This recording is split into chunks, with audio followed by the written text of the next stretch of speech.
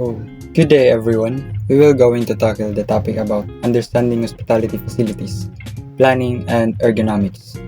I am Adrian Owen Bide and I hope you will listen until the end of the presentation. Thank you. So, there are three objectives in this topic. First is to differentiate the concepts of facilities planning, layout, and design. Second is to enumerate the different hospitality and tourism facilities. Third is to describe ergonomics and human comfort and its significance to hospitality facilities planning. So, the hospitality and tourism industry includes many places like hotels and resorts. These places are really important because they make sure the environment is attractive and comfortable, not just for the guests but for everyone involved in the industry. So, there are five concepts in understanding the facilities in hospitality and tourism industry. So first is the facility planning. So it is like more arranging a room or a building to make work easier and more efficient. It's about deciding how big a place should be and where things should go to help a business run well. Second is facilities location. So it is all about the picking the right place to start a business. You need to think about where it will cost less, be easy to get to, and reach the most customers. Third is the facility design. It is like making a blueprint for a place to work or do things. It's about deciding how rooms and equipment should be arranged so that everything can be done easily. The layout, which means where things are placed, and the systems inside the facility, like how machines work, are all part of this plan. And it's all about making work go smoothly and well organized. Fourth is the system analysis. In ergonomics, system analysis means looking how things are set up to make sure they are easy and safe for people to use. It's about making sure systems, products, or workspaces are designed to be comfortable and efficient for everyone. And lastly, the human factors and ergonomics. It is about making things work well for people. It looks how people use machines, tools, and places to make them safer and more comfortable by thinking about how people interact with things. We can design stuff that fits them better and makes tasks easier. As the tourism and hospitality industry is a fast-paced and growing industry, it is important that facilities planning be a priority and a continuing activity. Facilities planning and HE, when observed together, can make work easier, improve efficiency, and render the operational system more resistant to errors that are usually committed. As such, it can increase productivity and reduce costs by reviewing the system and cutting all activities that are deemed unnecessary or wasteful, such as sustaining of staff.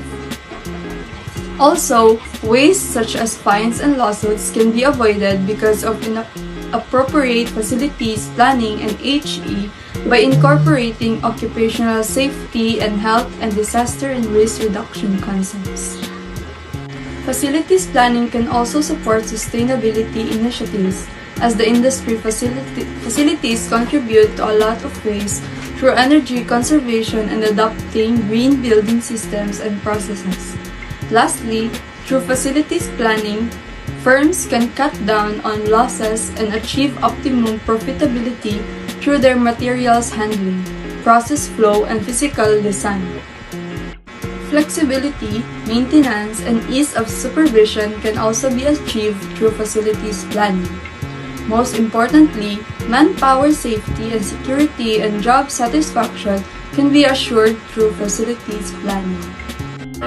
Hospitality tourism facilities.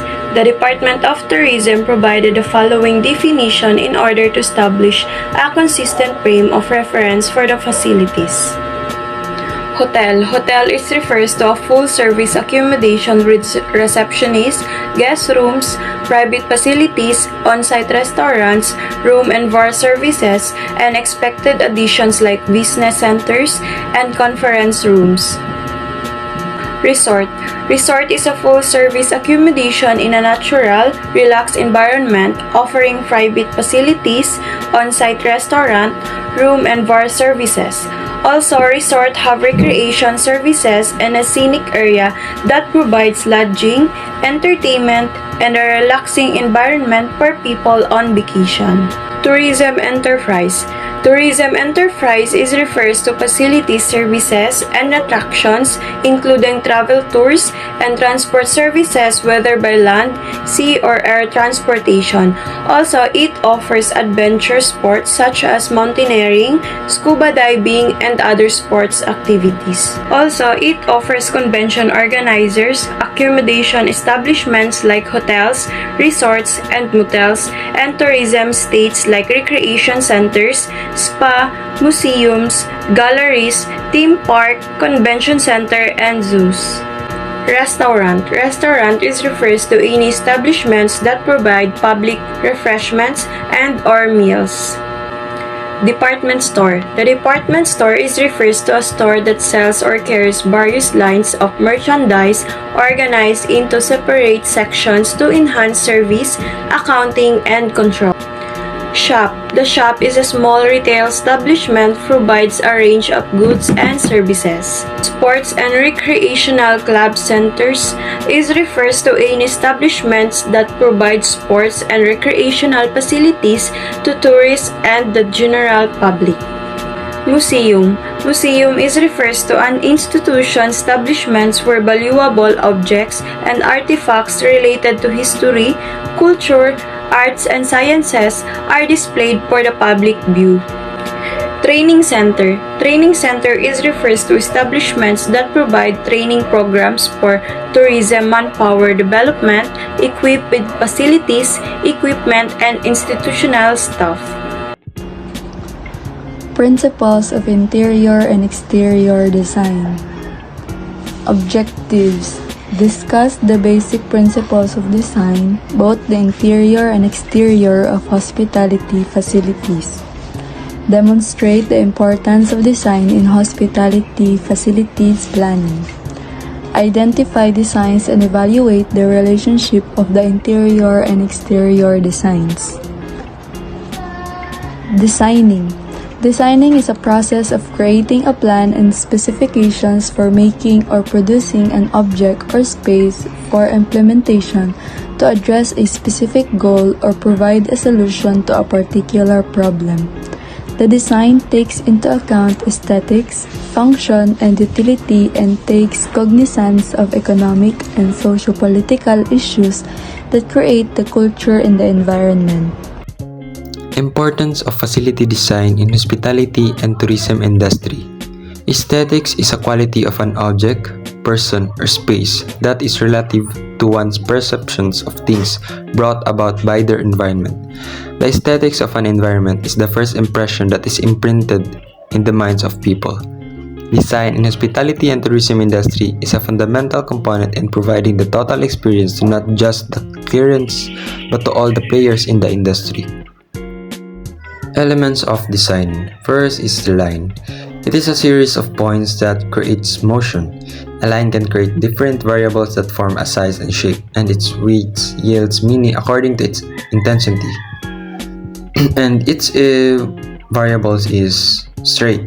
Sturdy and masculine, it belongs to architecture and it has its moods. Next is the vertical. It expresses the spirit of the Gothic, it is proud and exalted, and it is inspirational. Next is the horizontal. It represents the horizon of the seascape. It is calm and peaceful, and it is repose. Next, diagonal. It symbolizes the flight of geese. It is vigorous or even angry. It is action. Curved line. More subtle than the straight line. It is graceful and sensitive. It is feminine and represents architecture that caters to the emotional rather than the physical. The second one element of visual design is the color. Colors are part of the surroundings, both in nature and in man-made environments. They are integral parts of human sensory perception and affect one's emotion because of the symbolism through association and synthesis. Colors may be distinguished by tones and results in use of the spectrum.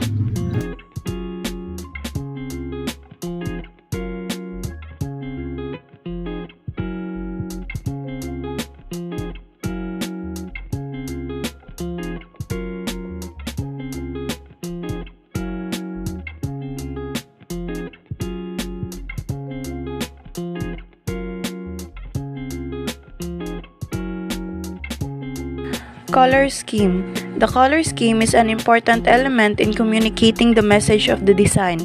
Monochromatic. Utilize one color in different hues or tones. Complementary are colors that are located opposite each other in the color wheel, for example, yellow and violet. Split complementary refers to a color and the two colors besides its complement, for example, yellow, blue-violet, and red-violet. Analogous are three or more colors beside each other in the color wheel. Triads are related to the use of three colors. Psychological significance of colors. Sir Isaac Newton discovered the color spectrum, its organization, and its composition. Red and orange stimulates heat, stimulation, activity, richness, splendor, and dignity. Pink stimulates daintiness, gaiety, and animation. Yellow and yellow-green stimulates dryness, crispness, relaxation, warmth, light, and cheer. Green and blue stimulates coldness, spaciousness, passivity, and tranquility. Violet stimulates coolness, limpness, dullness, daintiness, reservation, and femininity. Uses and effects of colors. In the composition of architecture, from the exterior, interior, and to the smallest details of decoration, color plays an important role. Red provides a stimulated and cheering feeling in a seemingly lazy atmosphere. It provides compelling attention and may be used in dining areas. Blue provides a feeling of relief from nervousness and depression. It provides a cooling effect in the space and a sense of infinity. Yellow, some use create the sensation of royalty and glory. It denotes happiness, however, it may also be a sign of cowardice and cheapness. Green suggests life and provides a cooling effect.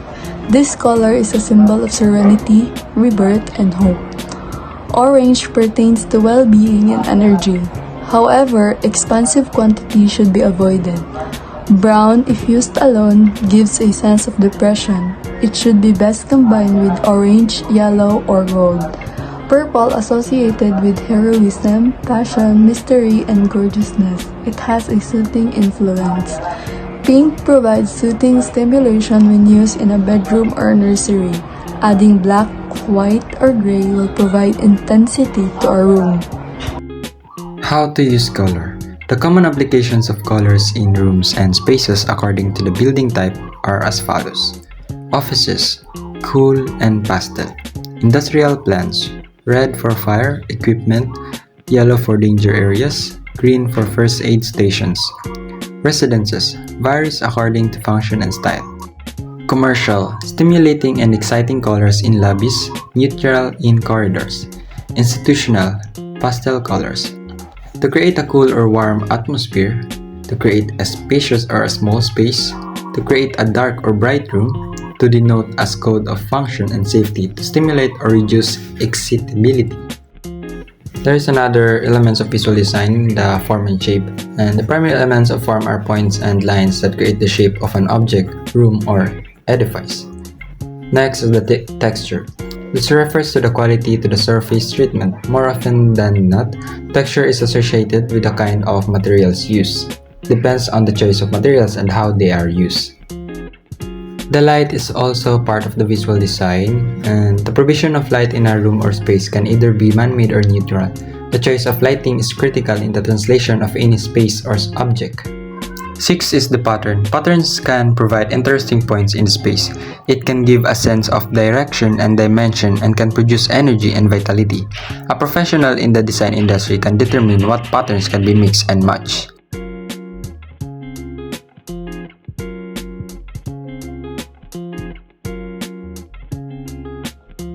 Are included as a pattern of visual design. Visual design principles and architecture. Number 1, balance. It is a natural attempt to balance and equalize things.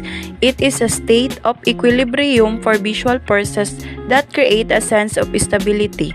In terms of design, balance is achieved through the following. Symmetrical. The elements on either side of the axis are arranged similarly. It provides formality and aesthetics. Unsymmetrical. The elements on each side differ in shape but provide visual equilibrium. Radial. The elements are arranged around a circular form. Number 2, rhythm and movement. The movement or rhythm in a design must be directed and controlled, similar to creating music. Number 3, emphasis.